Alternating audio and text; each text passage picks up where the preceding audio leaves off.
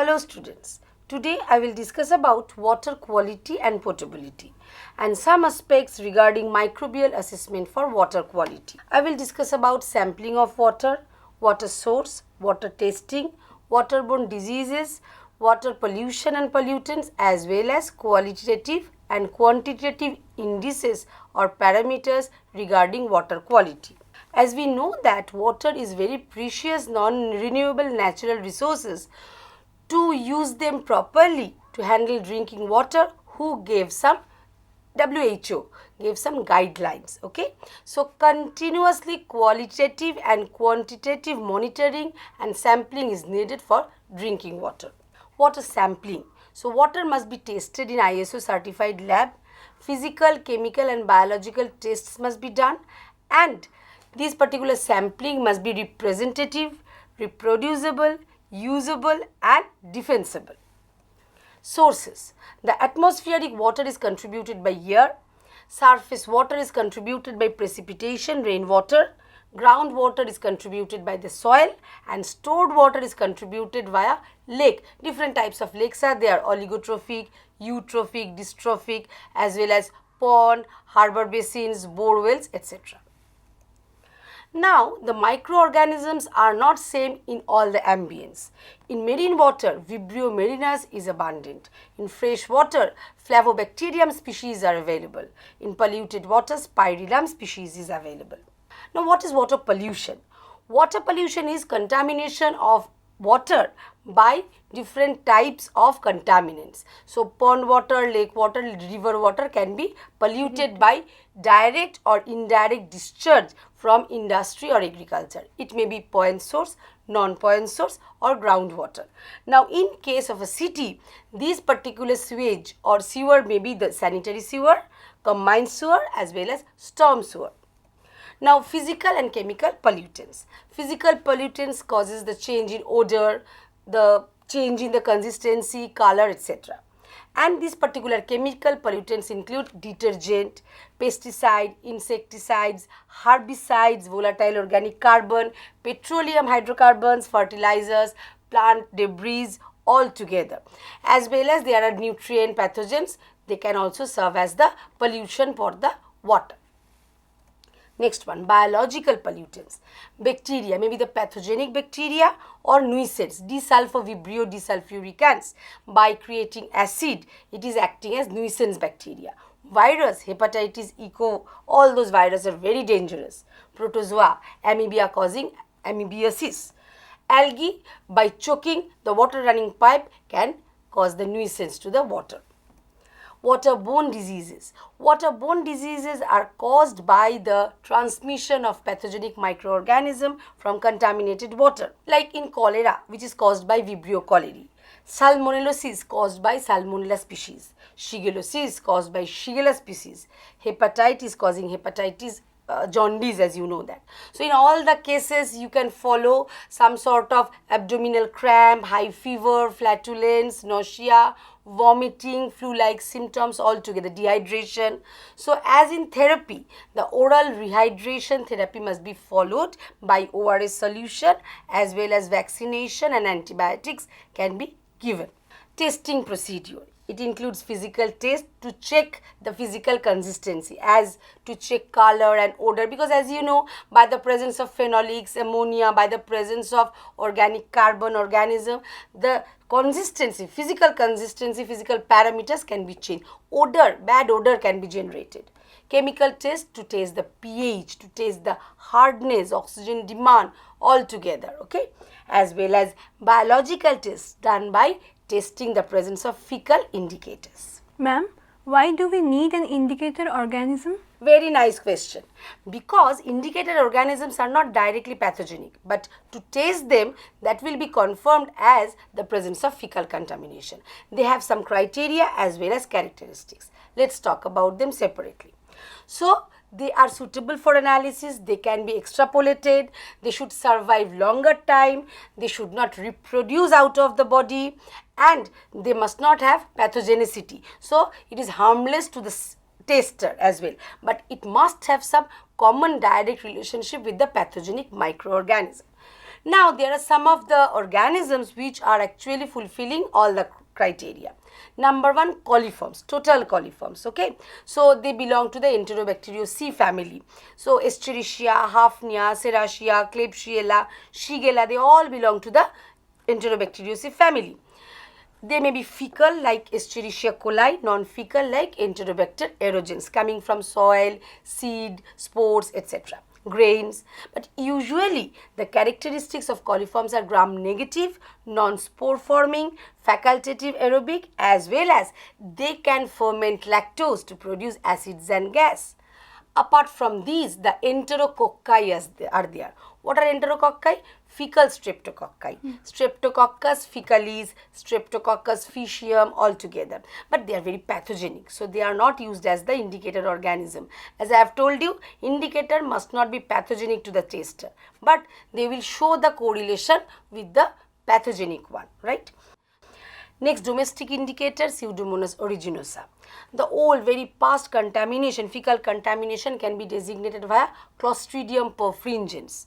Nowadays, viral indicator Coliphage 2 and serotype 3 is actually taken as indicator for poliovirus. Okay? Ma'am, what do we mean by extrapolation of the indicator organism? Very nice question. Though we are not testing the fecal pathogens, but from the fecal contamination of E. coli, we can conclude yes, pathogen may be present. Though we are not directly testing, but we are extrapolating our thoughts, our thinking, yes, as fecal coliforms are present, so it indicates the presence of other pathogens. Fine. Now, investigative analysis. It is actually based on true life, a case history for a particular area. So, that will be monitored throughout the incubation period. Okay, so that is the first part of the lecture. The second part, microbial assessment of water quality. First, the qualitative analysis. Why? To distinguish in between fecal and non-fecal coliforms. So, I have already told you the fecal coliform is E. coli. Okay, Escherichia coli belong to the Enterobacteriaceae family. Another, the Enterobacter aerogens, they are non-fecal but coliforms. They can be generated from soil, agricultural runoff. So, they can be distinguished via elevated temperature test and a biochemical set of tests together called as IMViC test. What are they? Elevated temperature test. As we know that these fecal coliforms are generated from the colon of warm-blooded animal, so they can withstand a slightly higher temperature from 37 to 44.5 degrees centigrade. So, it was actually found by the scientist Ejuckman, right? And not only it can survive or tolerate higher temperature, but also it is able to ferment lactose to produce acids as well as gas. By putting C14 labeled glucose or lactose, you can monitor their metabolism in the higher temperature. Now, IMViC test. I stands for indole, M stands for change in methyl rate coloration, V Voges-Prosker, and C is citrate utilization test. In case of indole production test, E. coli is positive but Enterobacter aerogens is negative. Why?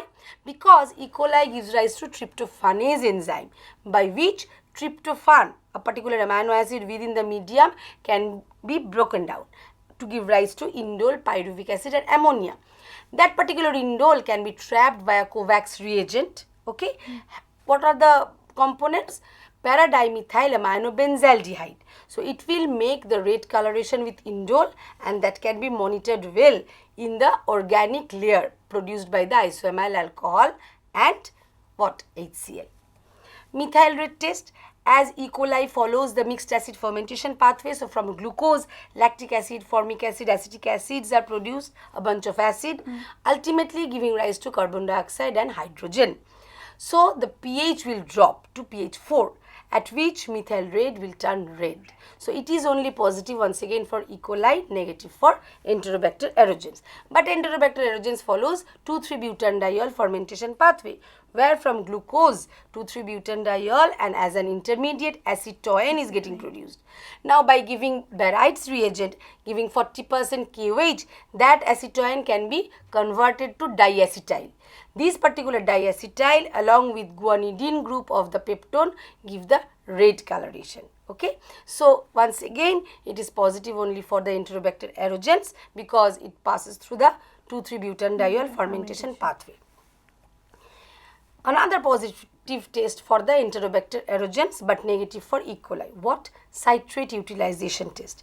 If in the medium sodium citrate is given as sole carbon source, that can only be taken up by the Enterobacter aerogens having citrate permease transporter, and this particular citrate with the help of citrase will be converted to oxaloacetate and acetate. Oxaloacetate can be converted to pyruvate and carbon dioxide. This carbon dioxide along with sodium salt of the citrate will produce sodium carbonate, creating an alkaline ambience where the bromothymol blue indicator will turn from blue to green coloration. Okay, so that can be monitored well and positive for only Enterobacter aerogens. Some other qualitative and quantitative assessment for identification and enumeration of waterborne pathogens. So I will talk about the direct microscopic count, plate technique, membrane filtration, multiple tube fermentation technique, and several others, biochemical, immunological, as well as molecular biological assay. Direct method. So you can have total count via some direct microscopic method. Number one, Petroff-Hauser chamber, hemocytometer. So within the smallest focused square, you can count how many numbers of microorganisms are present in 1 cc of the sample water taken. And via Coulter counter. So by which small orifice is there through which the microorganism will pass through and conductivity will be changed. The total viable count can only be made by the plate technique. You know that pour plate technique will give you the idea about the total count. Throughout the medium you can follow the growth. But in case of streak and spread plate, you can have the idea about the surface growth only. Membrane filtration technique, very useful, rapid technique and can be used for emergency purpose. Permanent record can be taken. What is going on? Large volume of water can be passed through a particular membrane having pore size less than 0.45 micrometer. So bacteria will be entrapped over there. With forceps we can take them out and can press them over selective medium either or over nutrient agar. So after some certain periods we can follow their growth and can count the number of colonies. But the problem is there, if algal bloom is present within the water, that can clog the pores. Multiple tube fermentation technique. It includes the presumptive test, confirmed test and completed test. In case of presumptive test, we are actually making 3 sets, fine, by changing the concentration of lactose broth starting from 2x to 1x, and we are varying the concentration of water sample 10 ml, 1 ml, 0.1 ml, and in each case 5 test tubes are taken. And after again 24 or 48 hours we can follow the presence of acids and gas formation. Gas formation can be followed if you put inverted Durham's tube there inside the lactose broth, and acid formation can be followed by the methyl red indicator. Now after certain periods, total number of positive results can be calculated via Poisson distribution ratio either or via Thomas equation. Okay, so that will actually help us to calculate MPN value, most probable number value, for 100 ml of water, though we are testing 10 ml of water. So that is the biostatistical calculation.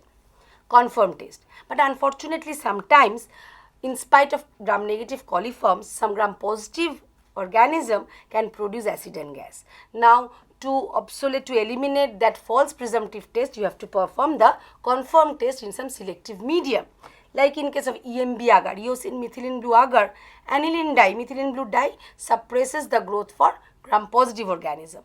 So only lactose fermenters, what are they? Coliforms. They will actually ferment lactose and they will form typical and atypical colonies. Fine. So in case of E. coli, you can follow small black centered colony with metallic sheen, and in case of Enterobacter aerogens, you can follow large pinkish mucoid colony. The same thing in case of endo agar, where actually basic fuchsin, rosanilin, pararosanilin, magenta 2 is pre-bleached with persulfite, okay, bisulfite, and it is given. Now only lactose fermenters is able to produce acetaldehyde, which will trap the bisulfite from the bleached dye. So dye will regain its original purple color and you can follow all those purple colonies. In the BGLB medium, liquid medium, by giving the bile salts, once again you can confirm the presence of only lactose fermenter coliforms. Now after everything, you have to do the completed test. Now re-inoculation within the lactose broth having acid and gas and staining, okay, will actually give you the idea, yes, the non-spore forming, the gram-negative coliforms are present. Biochemical test by giving ONPG, orthonitrophenyl glucopyranoside, and methyl amblyphenyl glucouronide. They serve as the precursor substrate for the total coliform, and E. coli will give the specific colored product orthonitrophenol, yellow in color, and in second case the fluorescent color product will be produced. They will confirm the presence of coliforms. Immunological assay, once again the fluorescent tagged antibody will help to fish out, to detect the presence of specific microbial antigens.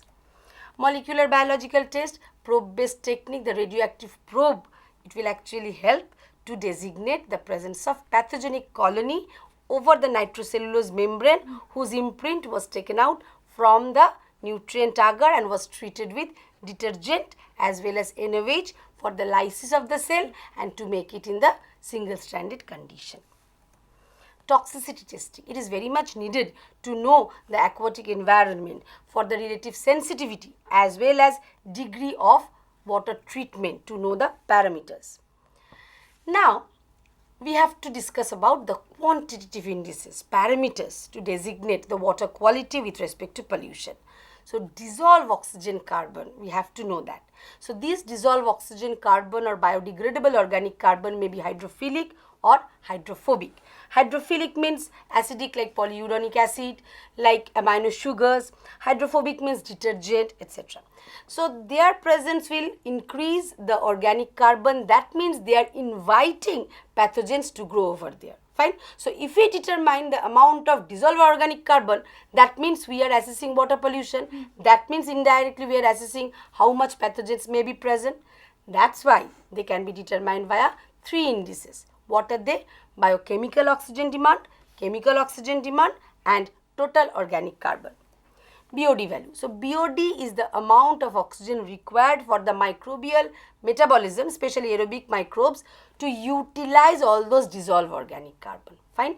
But actually here are 3 reactions are there: oxidation, synthesis of new cell mass, as well as endogenous respiration to utilize the dead cells. So in all 3 steps we need the oxygen, right? Now how it is measured? In a 300 ml capped bottle, BOD bottle, actually it is saturated with the oxygen and seed organism is given, and we are allowing that particular organism to utilize that supplied oxygen to metabolize the dissolved organic carbon within 5 days period at 20 degrees centigrade at dark. Okay. So initially dissolved oxygen will be measured by capping, right, before capping, and after 5 days period again finally dissolved oxygen will be measured. Now what is the calculation? Dissolved oxygen initial minus dissolved oxygen final divided by total volume of water into dilution factor, because we are actually giving the seed, so it will be diluted. So that will give you the idea about BOD, that will be expressed in mg per liter. So for very purest kind of water it is around 1 mg per ml, but in pond water you can find 2 to 8 mg per liter, and in case of very waste water it is greater than 20 mg per liter. Okay. Another thing is that, so BOD is actually help you to know the size of the water, right, and whether the water purification is completed or not, whether it is potable for supply or not, so that will be determined. But some negative or disadvantages are still there, negative aspects. What are they? Because all the organic carbons are not degraded by the microorganism, and sometimes some pollutants are toxic to the microorganism. Okay, so for that particular purpose we have to go for COD. Another thing is that NBOD, so that I have already discussed about the CBOD, carbonaceous BOD, but sometimes after 5 days nitrogenous BOD can be determined, where all those ammonia produced can be converted to nitrate. If we want to eliminate NBOD, we have to give chloropyridine, inhibitor for nitrification. COD, chemical oxygen demand. So chemical oxidation agent is given, right? So that will oxidize your organic carbon to produce carbon dioxide, right? So the chemical oxidant, what sort of oxidizing agent we are applying? Dichromate, potassium dichromate. So potassium dichromate, after oxidizing organic carbon, will be converted to Cr3 plus chromium, right? So this method is actually called as titrimetric method. In case of BOD, that particular method was called as oxygen dilution or oxygen probe method, oxygen electrode method. Fine. That can also be monitored via manometric method, because when the oxygen will be converted to carbon dioxide, that can be entrapped in a closed vessel by lithium hydroxide, and pressure sensor is there, so that will indicate the drop of pressure by which dissolved oxygen can be measured. But here actually we are measuring via titration. How? First, potassium dichromate will be initially titrated when we are adding it within the sample water. Then after some times, after incubation, again it will be titrated by ferrous ammonium sulfate and taking ferroin as the indicator, which will change its color from blue-green to red-brown. Fine. Now these particular difference in the volume of dichromate or indirectly by ferrous ammonium sulfate will be actually the amount of the dichromate needed to chemically oxidize the organic carbon, right? So calculation is B minus S into N by total volume. B is ferrous ammonium sulfate needed, volume needed to titrate the first excess dichromate, and S is the final amount of FAS needed to titrate leftover dichromate, and N is the normality of FAS. Again, apart from advantage like that lignin is not targeted by the microbes, so that can be only oxidized by chemical oxidation, but still the problems are there by interfering inorganic, because chlorine is also Cl minus capable to convert dichromate to Cr3 plus. So in this way, by giving HgSO4, okay, we can eliminate chlorine as HgCl2. These are the disadvantages. Total organic carbon, it is actually measured in case of pharmaceutical, cooling water, etc. So total organic carbon is coming from fertilizer, pesticides, humic acid, fulvic acid, plant debris. So this is total carbon minus total inorganic carbon. The methods: first, number one, acidification, by which inorganic carbonate salts will be eliminated as carbon dioxide by application of harsh mineral acid, and through spurging of the helium neon inert gas, that can be eliminated out. So only organic carbon is present.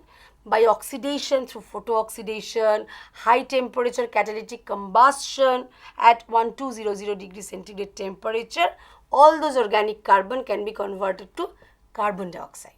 And in the last step, quantification or identification, all those amount of the carbon dioxide can be quantified by non-dispersive infrared spectroscopy. Okay, so by all these methods you can quantify the amount of carbon dioxide produced from the total spurgeable, non-spurgeable organic carbon.